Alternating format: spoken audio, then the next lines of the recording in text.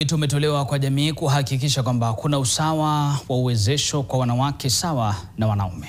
Kiongozi wa kina mama katika kaunti ya Vihiga, Ruth Bokachi, akiongoza maadhimisho siku ya wanawake duniani katika kaunti hiyo, amesema pamekuwa na uzito sana upande wa kuwezesha watoto wa kike ilhali wa kiume wanasalia nyuma. Siku ya kimataifa ya wanawake huadhimishwa kila tarehe 8 mwezi wa Machi.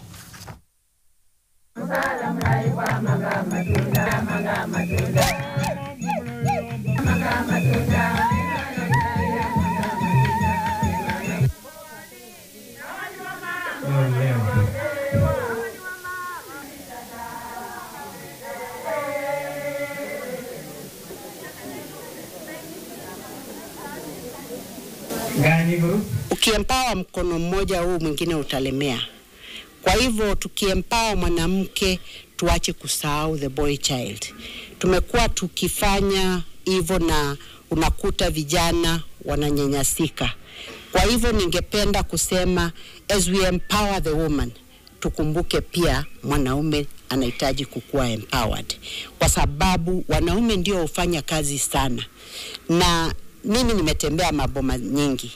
Unakuta actually vile wanawake wananyanyaswa, wanaume wananyanyaswa hivyo hivyo, lakini mwanaume hawezi kuongea.